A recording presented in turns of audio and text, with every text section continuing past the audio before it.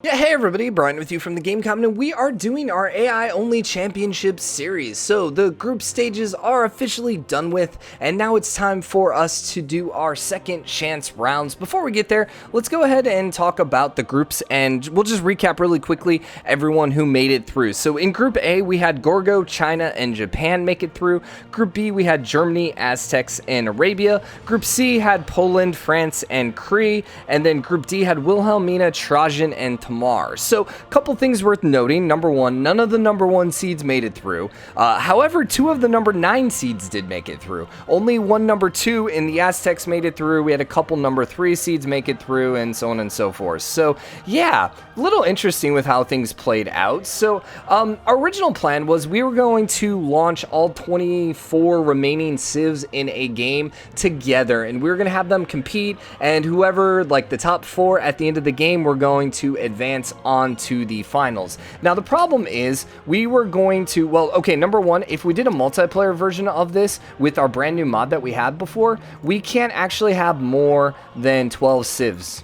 It will, no matter how large of a map you go, you can only have 12 CIVs in multiplayer, which, you know, sucks. So we had a couple options. Number one, I was like, well, we could put everyone in the single player version of it and use the autoplay again. However, we were planning on bumping the difficulty up to deity. Downside with this is when we tried this, basically the Civ we were playing as, and I picked Rome because I was like, they're probably the best at expanding and not having their cities flip, still absolutely got surrounded and destroyed. So that just isn't going to work out for us. So then our other options, well, what about multiplayer and then do 2 groups of 12? Problem is we need that extra 13th Civ as a spectator mode. So what we decided to do is we broke the remaining 24 Civs up into 4 groups of 6, and I basically randomized the groups. So I took every single Civ and I did a number generator 1 to 4, and then basically got them in the groups as you see, as follows.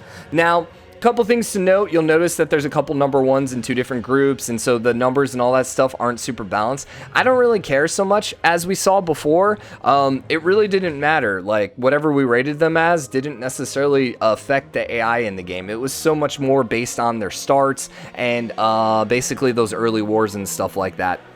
Other thing to note with this is we tried really hard not to duplicate CIVs. So in other words, rather keeping them in the same group with people they played against. Now, there were 6 remaining in every group, so there's going to be at least 2 in the same group as before, but for the most part, we wanted new competition for everyone. So the groups, they break out as Group A, Mongolia, Scythia, US, Spain, India, that's Gandhi, and Mapuche.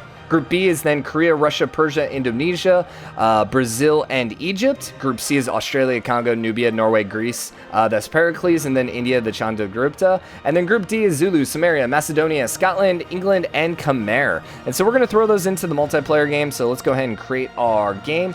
We don't want to load a game. We want to create a new game. And so we are going to do everything the exact same. We'll do standard speed. We're going to keep it on small. Yeah, we want to keep it on small, and we'll do Pangea. Start balance is fine. The other thing to note, since we're going on deity, I actually ran this earlier, a test game, and we got about 100 turns in, and no one declared war on each other. Because when we did it this way, essentially everyone, all they did was built up a bunch of units. And if you've ever played enough Civ, you kind of know that you can basically keep them from declaring war on you if you have enough military forces. And so I think what was happening is everyone was just building more and more military, and it was just forcing everyone to basically be peaceful with each other. So we'll do that. Let's go ahead and confirm settings. And then we want to put ourselves on spectator. We want to add in 1 extra player, 1 extra AI, and then we're going to bump all of them up to deity. Now, part of me almost wants to maybe go with immortal, so it's a little less unit spam, because deity, there's just so many units, but whatever. And then let's go with Tamar, or Trajan. Okay, and then let's look at the groups. So we have Mongolia, Genghis, so that's a G, Brian. Genghis. We have Genghis. We have Scythia, US. Scythia was way down here. I thought the US was later. I've already done this once. Scythia, yes, and then the US is Tere. And then we had Spain, India, Spain, which is going to be Peter, Philip, Gandhi. My brain's done working, apparently. And then Mapuche, which is Lataro. All right, let's go ahead and launch this. I think we're good to go. Spectator, yeah, I think everything's fine. So we'll go ahead and launch it. Let's put the groups back up and let's talk about this real quick.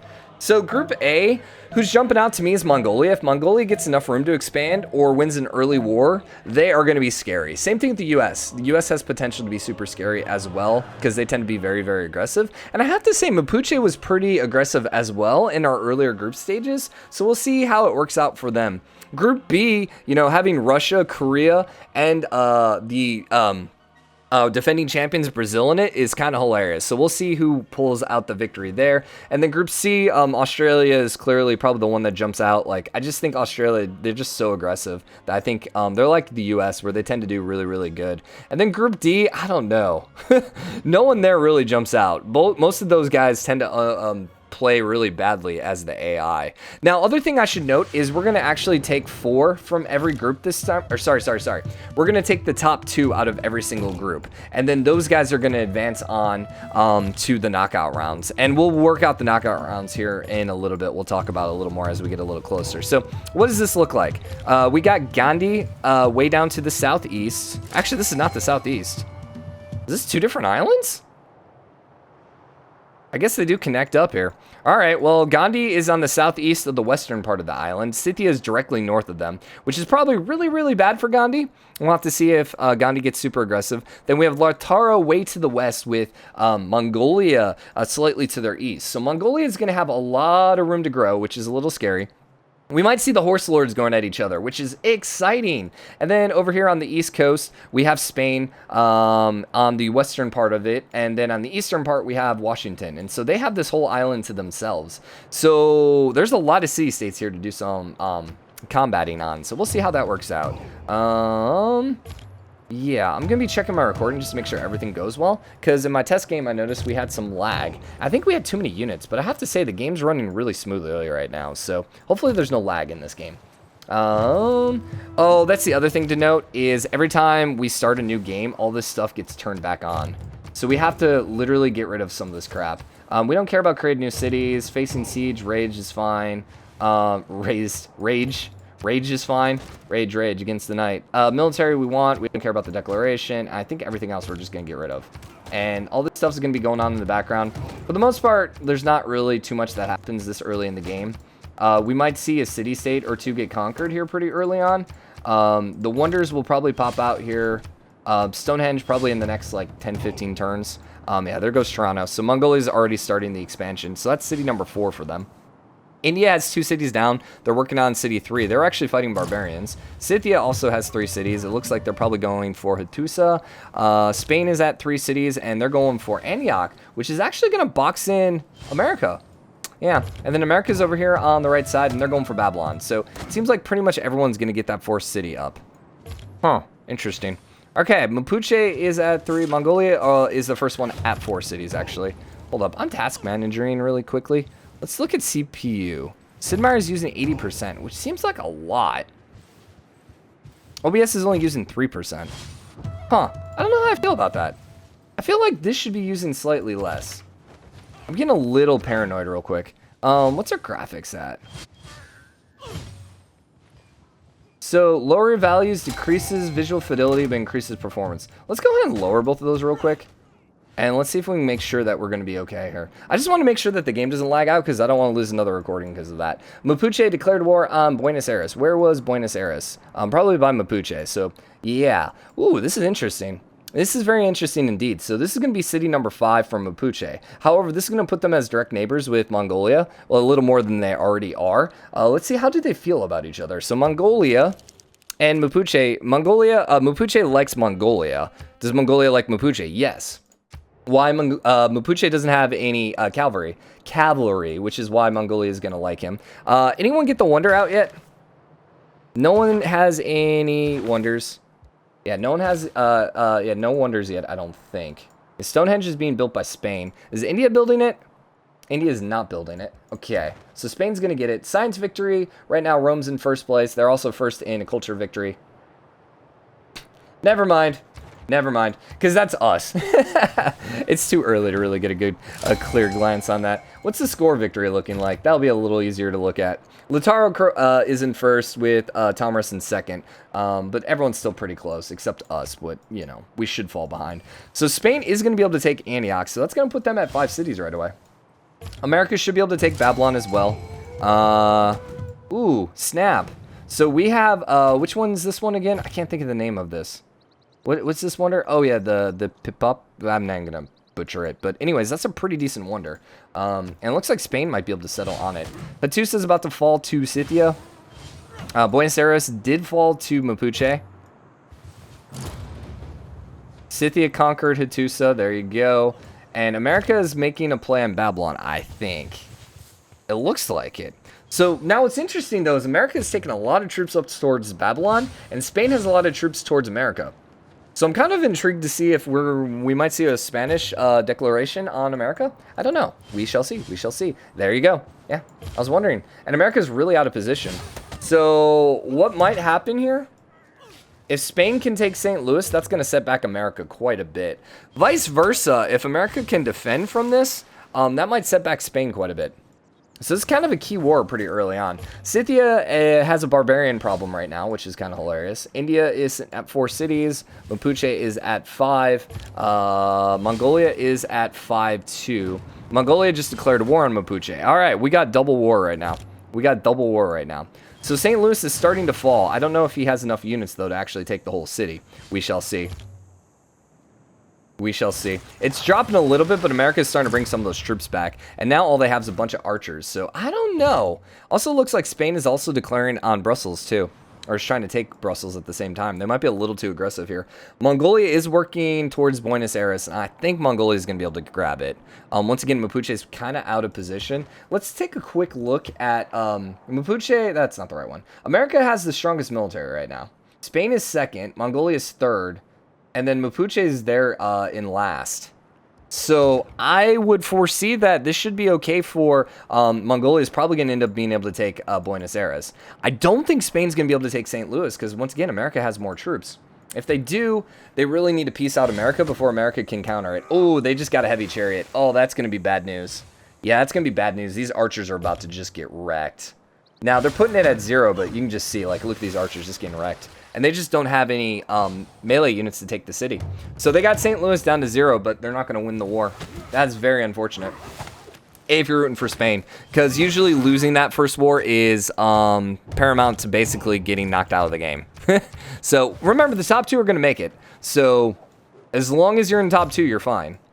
Now, Scythia seems like they've handled their barbarian invasion. They do have quite a bit of builders just hanging out right now. Buenos Aires is about to fall, probably this turn. There you go. Oh, what? So they didn't conquer it, they released it? Wow. That seems very anti-Mongolia.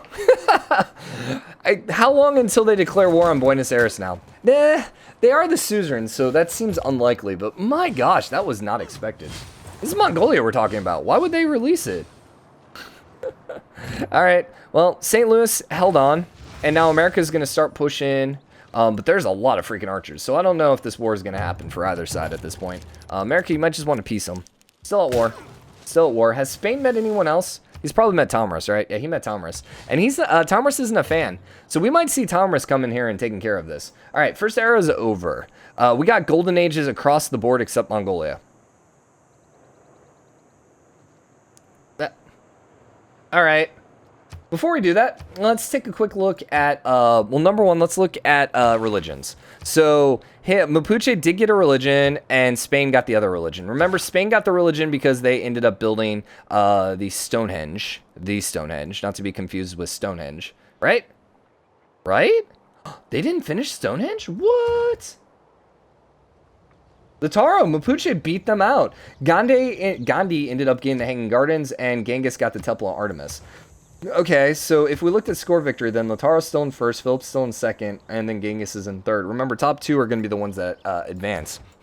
Okay. So then Genghis, he's building out a encampment, a couple encampments, and a bunch of units. Once again, Lataro's still really, really weak. So did they peace out, or is he going to keep pushing? They didn't peace out, so he might just keep pushing. All right, well, let's take the next thing and let's go. Let's see if they keep pushing or if they peace. And the other thing is gonna is we got to see whether or not this war is going to continue over here. It looks like America wants to like they want blood.